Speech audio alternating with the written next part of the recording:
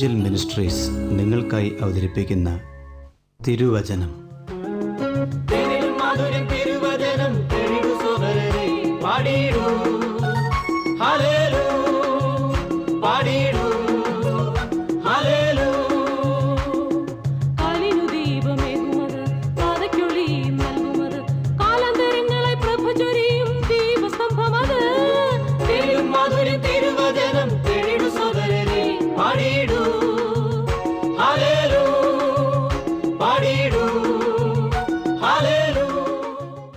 ഇന്ന് നമ്മോട് ദൈവവചനത്തിൽ നിന്ന് സംസാരിക്കുന്നത് Suviseshakan James M Thomas Nedumbassery. പ്രാർത്ഥനയോടെ ശ്രദ്ധിച്ചാലും. ദൈവകൃപയിൽ ശരണപ്പെട്ട് ശമൂവേലിന്റെ 1-ാം പുസ്തകത്തിന്റെ പഠനം നാം ഇന്നും തുടരുകയാണ്. അങ്ങ് ശ്രദ്ധിക്കുന്നത് ഇവാഞ്ചൽ മിനിസ്ട്രീസ് ക്രമീകരിക്കുന്ന തിരുവചനം എന്ന വചന പഠന പരമ്പരയാണ്. ശമൂവേലിന്റെ 1-ാം പുസ്തകത്തെ അടിസ്ഥാനപ്പെടുത്തിയുള്ള 109-ാമത്തെ എപ്പിസോഡിലേക്ക് ഹൃദ്യമായ സ്വാഗതം. 11-ാം അധ്യായത്തിലേക്ക് നാം കടക്കുകയാണ്. 11-ാം അധ്യായത്തിൻ്റെ 1-ാം വാക്യം, അതിൻ്റെ ആദ്യ ഭാഗം ഇന്നത്തെ ചിന്തയ്ക്കായിട്ട് ഞാൻ വായിച്ചു കേൾപ്പിക്കുവാൻ ആഗ്രഹിക്കുന്നു. ശ്രദ്ധിച്ചാലും. അനന്തരം അമ്മോന്യനായ നാഹാഷ് പുറപ്പെട്ടു വന്ന് ഗിലെയാദിലെ യാബേശിന് നേരെ പാളയം ഇറങ്ങി. ഇവിടെ നമുക്ക് കാണുവാൻ കഴിയുന്നത് ദൈവജനത്തിന് എതിരായിട്ട് പാളയമിറങ്ങുന്ന അമ്മോന്യനായ നാഹാഷ് എന്ന മനുഷ്യനെയാണ്. വാസ്തവത്തിൽ ആരാണ് ഈ നാഹാഷ് എന്ന് പറയുന്നത്? അത് പഠിച്ചു വരുമ്പോൾ നമുക്ക് മനസ്സിലാക്കുവാൻ കഴിയുന്നത് ലോത്തിൻ്റെ തലമുറയാണ് എന്നുള്ളതാണ്. ലോത്തിനെക്കുറിച്ച് നമുക്കറിയാം. വലഞ്ഞുപോയ നീതിമാൻ എന്ന് അറിയപ്പെടുന്ന മനുഷ്യൻ അബ്രഹാമിനോടൊപ്പം ഇറങ്ങി പുറപ്പെട്ടുവെങ്കിലും പിന്നീട് ദൈവത്തിൽ നിന്നേറെ അകന്ന്, ദൈവ സാന്നിധ്യത്തിൽ നകന്ന്, ഒടുവിൽ സോദോം ഗോമോറയിൽ പാപത്തിൻ്റെ വിളനിലത്തിൽ ജീവിക്കുന്ന ഒരു മനുഷ്യൻ. തന്നെയുമല്ല, തുടർന്ന് നാം നോക്കുമ്പോൾ അനേക വിനാശകരമായ വിത്തുകൾ കൊയ്തെടുക്കേണ്ടി വന്ന മനുഷ്യൻ.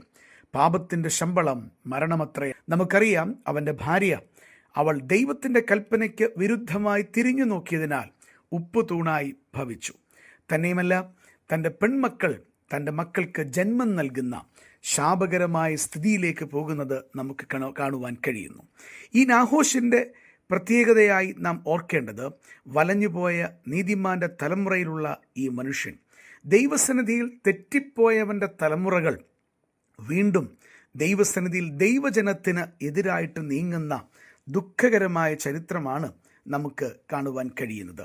വാസ്തവത്തിൽ ഇത് ഭയാനകമാണ്. ഇത് ഭയാനകമായ മുന്നറിയിപ്പ് നമുക്ക് നൽകുന്നതാണ്. എന്താണ് അങ്ങനെ പറയുവാൻ കാരണം? അതിൻ്റെ കാരണമെന്ന് പറയുന്നത്, നാം ദൈവസന്നിധിയിൽ വിശ്വസ്തരല്ലെങ്കിൽ നമ്മുടെ തലമുറകളും അങ്ങനെ ആകുവാനുള്ള സാധ്യതയുണ്ട്. എന്നാൽ അതിന് വിരുദ്ധമായും വേദപുസ്തകത്തിൽ ഉദാഹരണങ്ങളുണ്ട്. ദൈവസന്നിധിയിൽ മത്സരിച്ച കോരഹിൻ്റെ തലമുറകൾ ദൈവത്തോട് അടുത്തു വന്ന് ദൈവകൃപയിലേക്ക് നിലനിന്ന് ദൈവത്തിന് പ്രയോജനമുള്ളവരായി തീരുന്ന ചരിത്രവും വേദപുസ്തകം കാണിക്കുന്നുണ്ട്.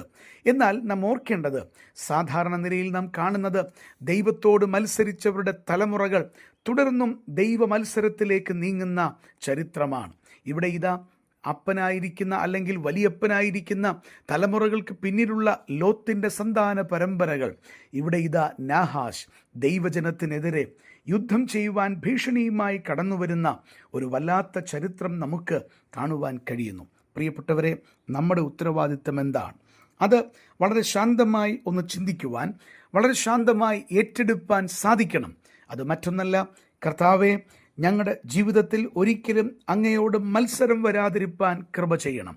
അങ്ങയുടെ മുൻപാകെ അങ്ങയ്ക്ക് ഇഷ്ടമല്ലാത്തത് ചെയ്യാതിരിപ്പാൻ, ഞങ്ങളുടെ ഹൃദയങ്ങളെ അങ്ങയിലേക്ക് തന്നെ എപ്പോഴും ശ്രദ്ധയായി വെപ്പാൻ, അങ്ങയുടെ ഇഷ്ടം ഞങ്ങളുടെ ജീവിതത്തിൽ നിറവേറ്റപ്പെടുവാൻ ഞങ്ങൾക്ക് ഇടയാകണം. അത് ഞങ്ങൾ താല്പര്യപ്പെടുന്നു, അതിന് ഞങ്ങളെ സമർപ്പിക്കുന്നുവെന്ന് പ്രാർത്ഥിക്കുന്നവരെയാണ് സ്വർഗത്തിലെ അപ്പന് കാണുവാൻ ആഗ്രഹമുള്ളത്. പ്രിയപ്പെട്ടവരെ, നമ്മുടെ ജീവിതത്തിൽ നാഹാഷിനെ പോലെ ദൈവജനത്തെ വിഷമിപ്പിക്കുന്ന, ദൈവജനത്തെ വെല്ലുവിളിക്കുന്ന, അവർക്ക് ഭീഷണി ഉയർത്തുന്ന യാതൊരു അനുഭവങ്ങളും വരുവാൻ സ്വർഗം ആഗ്രഹിക്കുന്നില്ല. മറിച്ച് വളരെ പ്രയോജനപ്പെടുന്നവരായി കാണപ്പെടുവാൻ, ദൈവശബ്ദത്തിൻ്റെ മുൻപാകെ വിധേയപ്പെടുന്നവരായി കാണപ്പെടുവാൻ സ്വർഗം ആഗ്രഹിക്കുക. നാഹാഷ് എന്ന പേരിൻ്റെ അർത്ഥം ശ്രദ്ധിച്ചാലും സർപ്പം എന്നാണ് നമുക്ക് നാഹാഷ് എന്ന പേരിൻ്റെ അർത്ഥമായി കാണുവാൻ കഴിയുന്നത്. ഏത് കാലഘട്ടത്തിലും ദൈവത്തിന് എതിരായി നിൽക്കുന്ന പ്രതിയോഗിയായ പിശാചിൻ്റെ ചിത്രമാണ് നമുക്കിവിടെ കാണുവാൻ കഴിയുന്നത്. വിശുദ്ധ ബൈബിളിൽ സാത്താനെ പറ്റി പഠിക്കുമ്പോൾ വെളിപ്പാട് പുസ്തകം ഉൾപ്പെടെ നാം വായിക്കുന്നുണ്ട്, പഴയ പാമ്പായ അല്ലെങ്കിൽ ആ പഴയ സർപ്പം, ആ മഹാസർപ്പം, പഴയ പാമ്പ്, ഇത് ചൂണ്ടിക്കാണിക്കുന്നത് പിശാചിലേക്കാണ്. ഇവിടെ ഇതാ പിശാചിൻ്റെ പ്രതിരൂപമായി നിലകൊള്ളുന്ന നാഹാശ് എന്നൊരു മനുഷ്യൻ, അവൻ്റെ പേരിൻ്റെ അർത്ഥം തന്നെ സർപ്പം എന്നുള്ളതാണ്.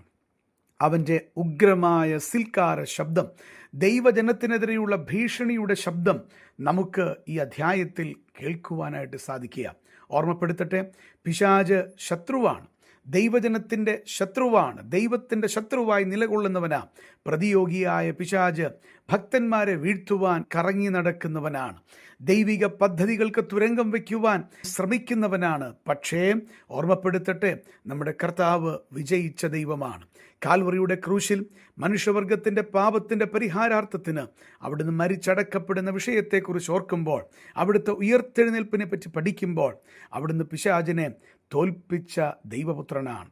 ഓർമ്മപ്പെടുത്തട്ടെ, ഈ പിശാചിൻ്റെ ശബ്ദം ഏത് കാലഘട്ടത്തിലുമുള്ള ഭക്തന്മാർക്ക് നേരെ, ദൈവ ജനത്തിന് നേരെ, ദൈവത്തിൻ്റെ പദ്ധതികൾക്ക് നേരെ, ദൈവസഭകൾക്ക് നേരെ, കുടുംബങ്ങൾക്ക് നേരെ, ആത്മീകരായിട്ടുള്ളവരുടെ വിശ്വാസ ജീവിതത്തിന് നേരെ ഉയർന്നു വരുന്ന കാഴ്ച കാണുവാൻ കഴിയുന്നുണ്ട്.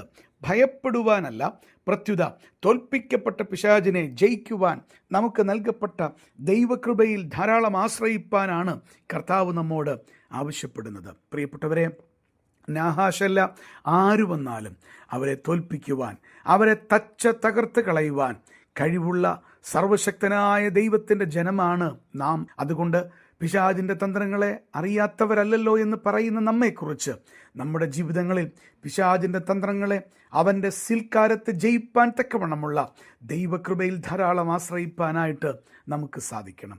ഇന്ന് നമ്മുടെ ജീവിതങ്ങളെ ഒന്ന് പരിശോധിപ്പാനായിട്ട് സാധിക്കണം. കർത്താവെ, അങ്ങയിൽ ആശ്രയിച്ച് പിശാചിൻ്റെ അരിനിരകളെ വെല്ലുവിളിപ്പാൻ ഞങ്ങൾക്ക് കൃപ തരണം. അവനെ ജയിപ്പാനുള്ള കൃപ ഇന്നും എനിക്ക് ആവശ്യമാണ്. എൻ്റെ കൂടെ അങ്ങുള്ളതോർത്ത് സ്തോത്രം. അങ്ങയുടെ കൃപയുടെ മറവിൽ ഞാൻ മറയട്ടെ എന്ന് പ്രാർത്ഥിപ്പാനായിട്ട് ഇടയായിത്തീരണം. സാത്താൻ തോൽപ്പിക്കരുത്. അവനെ ജയിച്ച കർത്താവിൽ നമുക്ക് ആശ്രയിപ്പാൻ ഈ ചിന്ത മുഖാന്തരമായി തീരട്ടെ. എന്നെ ശ്രദ്ധിക്കുന്ന ആരെങ്കിലും അങ്ങയുടെ ജീവിതത്തിൽ ദൈവകൃപയ്ക്ക് വിധേയപ്പെട്ടിട്ടില്ലെങ്കിൽ, അങ്ങ് ഇന്നും സമാധാനമില്ലാതെ സന്തോഷമില്ലാതെ ജീവിക്കുന്നെങ്കിൽ, അങ്ങ് ചെല്ലുവാൻ പോകുന്നത് നിത്യനരകത്തിലാണ്. പിശാചിൻ്റെ വകയായിട്ടുള്ള ജീവിതത്തിൽ നിന്ന് ദൈവത്തിൻ്റെ വകയായി തീരുവാൻ അങ്ങയ്ക്ക് വേണ്ടി പ്രാണൻ കൊടുത്ത് മരിച്ച് അടക്കപ്പെട്ട് ദൈവമായതുകൊണ്ട് ഉയർത്തെഴുന്നേറ്റ യേശുക്രിസ്തുവിനായിട്ട് ജീവിതം കൊടുക്കണം. കർത്താവിനെ ഹൃദയത്തിലേക്ക് വിളിക്കുവാൻ അങ്ങയ്ക്ക് സാധിക്കണം. അങ്ങയുടെ ജീവിതത്തിൻ്റെ മുഴുവൻ നിയന്ത്രണവും യേശുക്രിസ്തുവിന് കൊടുക്കണം. അങ്ങയെ സ്നേഹിക്കുന്ന ഏകരക്ഷിതാവും ഏകകർത്താവും ഏകദൈവവുമായ യേശുക്രിസ്തുവിനെ ഹൃദയത്തിലേക്ക് വിളിച്ച്, കർത്താവേ, എൻ്റെ ഉള്ളിലേക്ക് വരണമേ, എൻ്റെ പാപങ്ങൾ ക്ഷമിക്കണമേ, അവിടുത്തെ പൈതലാക്കി എന്നെ തീർക്കണമേ എന്ന് പ്രാർത്ഥിക്കുമ്പോൾ പിശാചിൻ്റെ തന്ത്രങ്ങളെ ജയിപ്പാനായിട്ട് ദൈവം കൃപ തരും. അതിനായിട്ട് സ്വർഗം അങ്ങയെ അനുഗ്രഹിക്കട്ടെ എന്ന് പ്രാർത്ഥിച്ചുകൊണ്ട് വാക്കുകൾ നിർത്തുന്നു. ദൈവനാമത്തിന് മഹത്വം. ഈ സന്ദേശം ശ്രദ്ധിച്ച എല്ലാ പ്രിയപ്പെട്ടവർക്കും കർത്തൃനാമത്തിൽ നന്ദി. ബൈബിൾ കറസ്പോണ്ടൻസ് കോഴ്സിൽ ചേർന്ന് പഠിക്കുവാൻ ആഗ്രഹിക്കുന്നവർ മേൽവിലാസം അയച്ചു തന്നാലും പ്രാർത്ഥനാ വിഷയങ്ങളും അറിയിക്കുമല്ലോ.